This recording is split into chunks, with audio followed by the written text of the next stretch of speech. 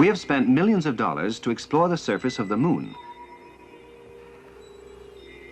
Minerals. What's the depth and extent of ore bodies? How much water is there? What's the topography? Where are the best transportation routes? How much will they cost per mile? Where are the best landing sites?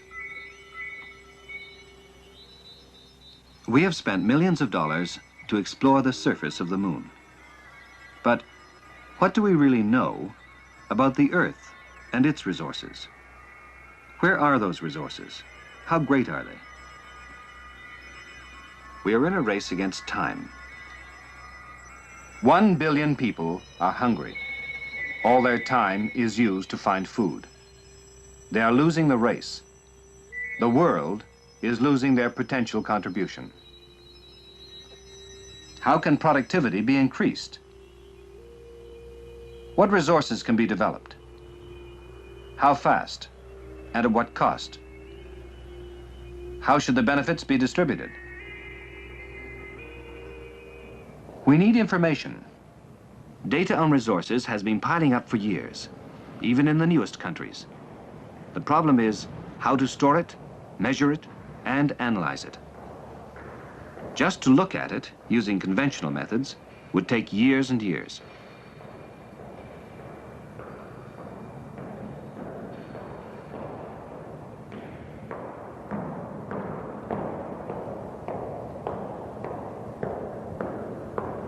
To make decisions, we need facts.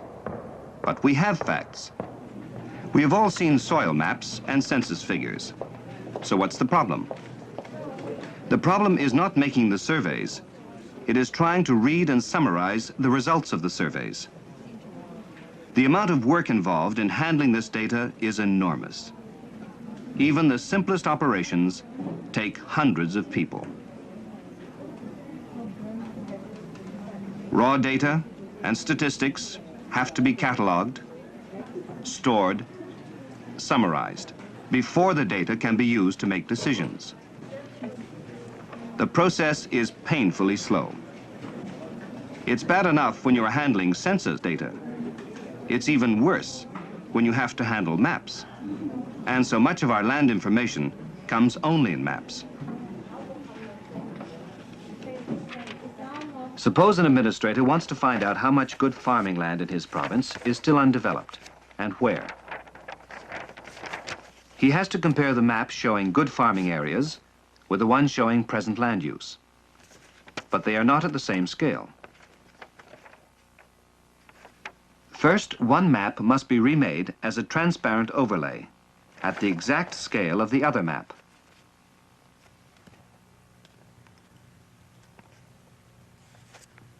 Checked, retouched,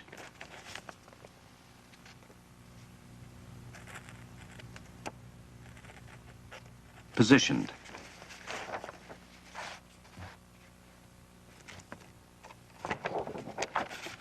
To measure the area where both factors overlap, he will probably use a dot grid, a method that hasn't changed since the days of ancient Egypt. What if he wants to consider other factors, such as the incomes of the people, crop yields in a certain soil, forestry, wildlife, recreation, climate, census data?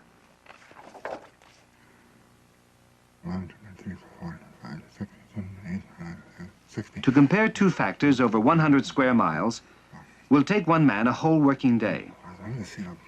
To compare only 6 basic factors for all of Canada would take 556 people 8 hours a day for 3 years.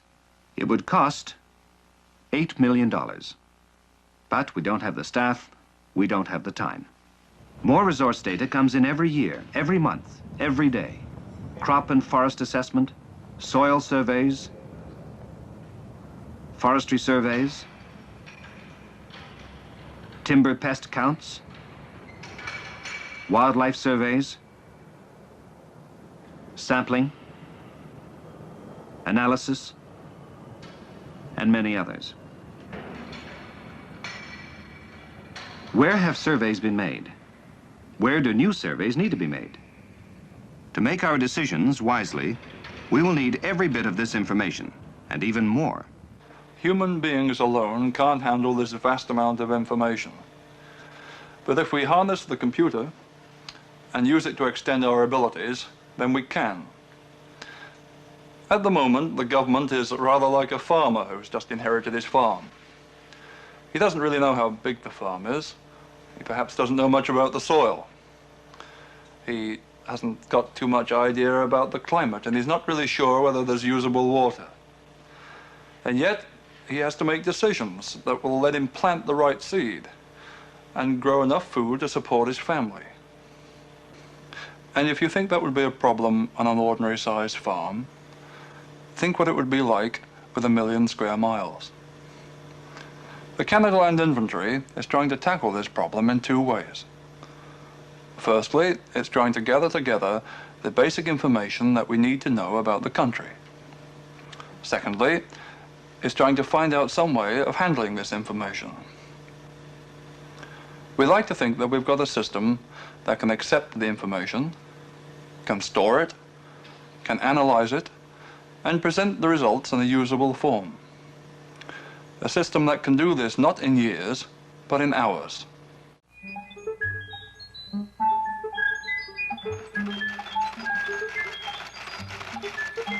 The computer can be an instant library, a bank of information.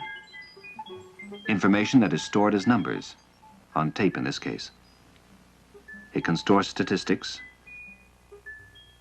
and these statistics can be filed for immediate access at any time. However, so much of the information about land resources comes only in maps. How can we store them as numbers? But we've used a number system for centuries. Latitude and longitude. Any point on Earth can be identified by numbers, even boundaries, areas, or lines. And for any point on the Earth's surface, we can add other data, described by numbers. The location of road and railway bridges, landing fields, sources of power, industrial sites, and the capability of the land itself, land for forestry, soils for farming, pasture land, wildlife areas, land with recreation possibilities. All these factors can be stored and compared with other information about the land and the people who live on it. Map information is located, described, and fed, one factor at a time, into a drum scanner, which reads off the value, at this scale, for points every 100 feet across the country.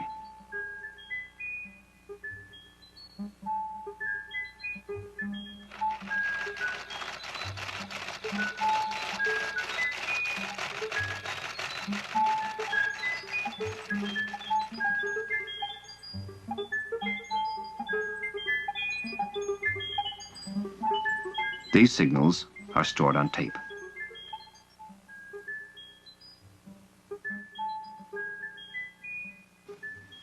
The map has been turned into numbers.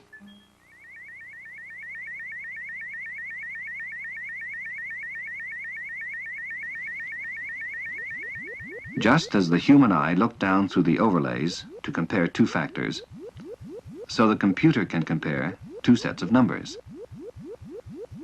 2 factors, or as many as necessary.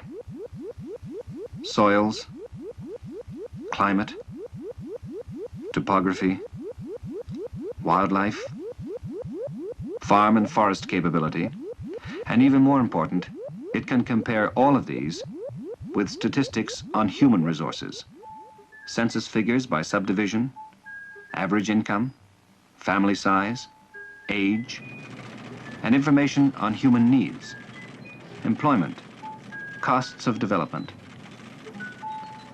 The computer can look at all these figures, compares them, and puts out the analysis we have asked for, in statistics or in map form, on any scale desired.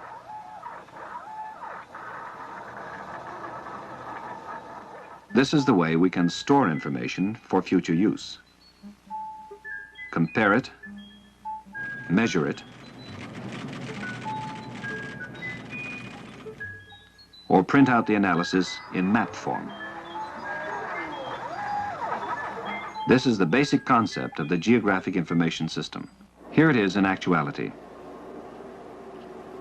The drum scanner is capable of converting into numbers up to 6,000 maps per year.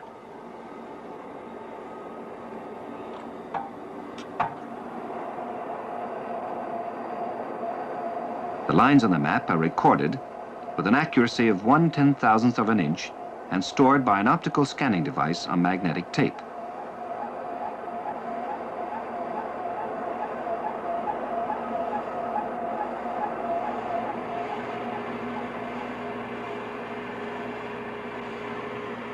The scale of the map is not fixed. It can be reproduced on any scale at any time. $5.99, $600. Each of the map areas is given a number. And on a digitizer table, a coordinate. A key coordinate is recorded within each area.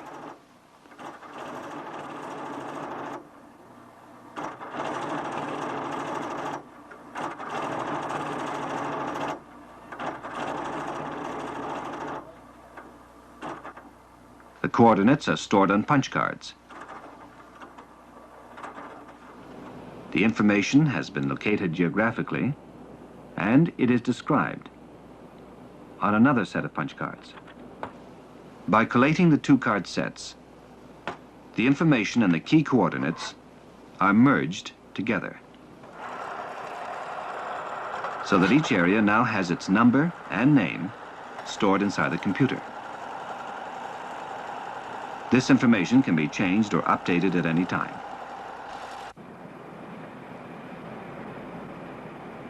First, it is checked for errors by the computer.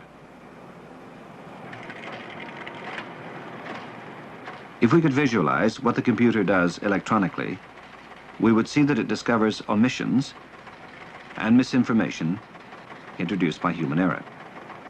These errors are printed out. The necessary corrections are made either by changing the information on punch cards or by tracing the correct lines and loops with the digitizer.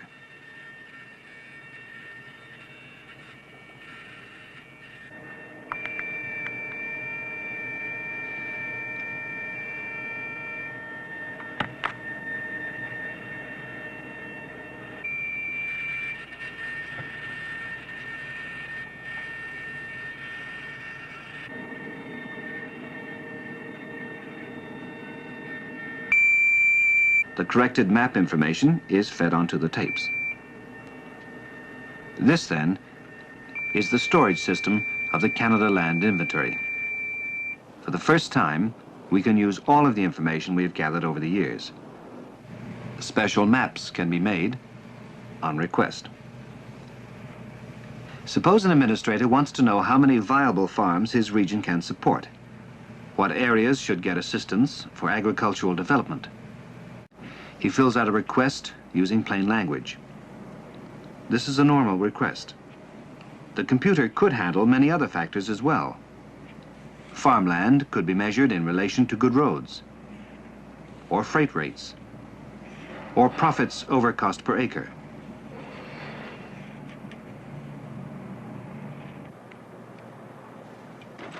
The request is translated into code, and the code into punch cards.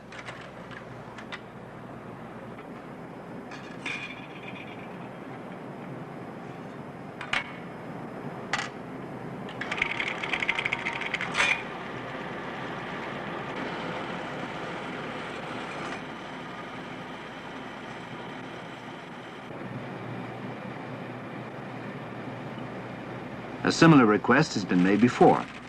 The computer refers us to an existing file of statistics and maps.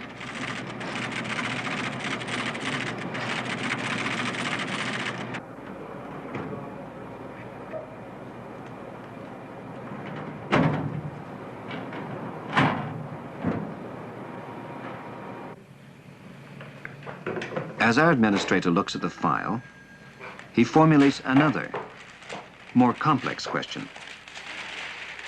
These are the viable farms. But what about people who live in other areas? Are there possibilities for recreation, wildlife, or forestry? Where should the government invest in development? What is the best land use in each area? What are the human resources, education, income?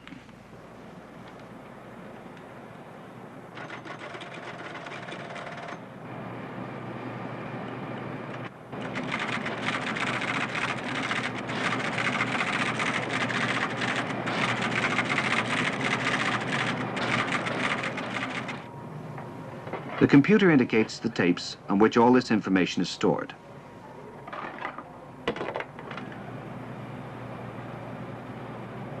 Now it will compare and analyze all the factors at a speed that human hands could never match.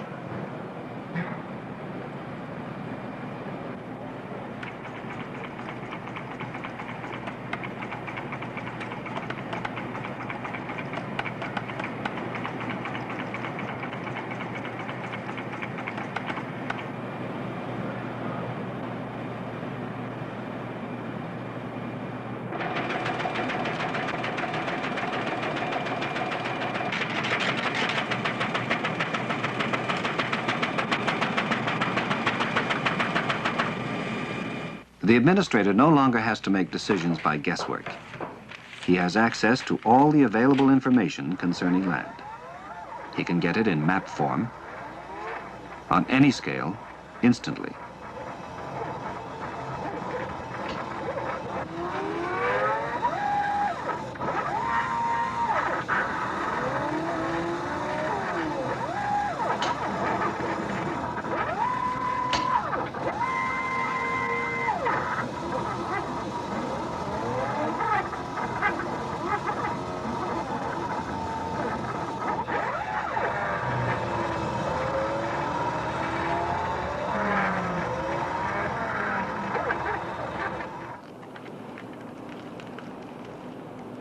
The computer can replot these maps at any scale with the accuracy of oceanographic charts. But even when a map has been prepared, the administrator can study it and alter his request to get the combination of information best suited to his needs.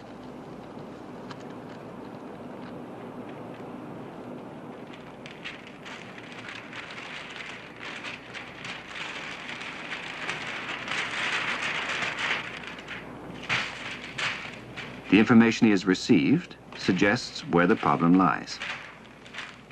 One of the 3 counties has good land, but its farmers have very low incomes. Why? He needs more detail as soon as possible. He starts to ask what information we have about the area.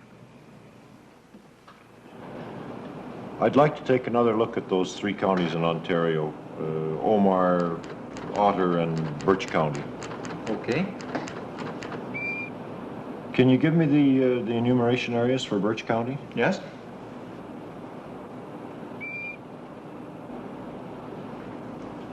That's too small.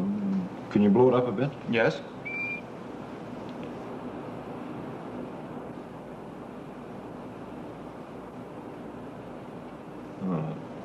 I'd like, we're going to need some information. Can you set up the enumeration area data block? Okay.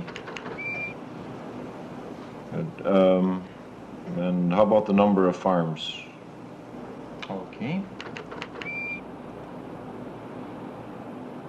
What's this W36 here? Well, there was only 1 farm in 37, so it was included in 36 for confidentiality. Could you give me average gross sales on the I think that's on here. column 2? It's not very good, is it? Oh, pretty low. Low-income farms on good land? Are there too many farms? Are they too small to be viable? What about the capability? How many farms can could the area support? What input assumption? Oh, assumption P. Okay. That's less than half of the present number. Yes. Let's have a look at the education, average level of education, and keep the figures in column 1. Okay. He calls on census data. Now he knows the size of the problem. Can the government develop other resources in the area? Could you give me the forest capability? For all 3 counties? Yes, for all 3 counties. Okay. The recreation? Put them together. Okay.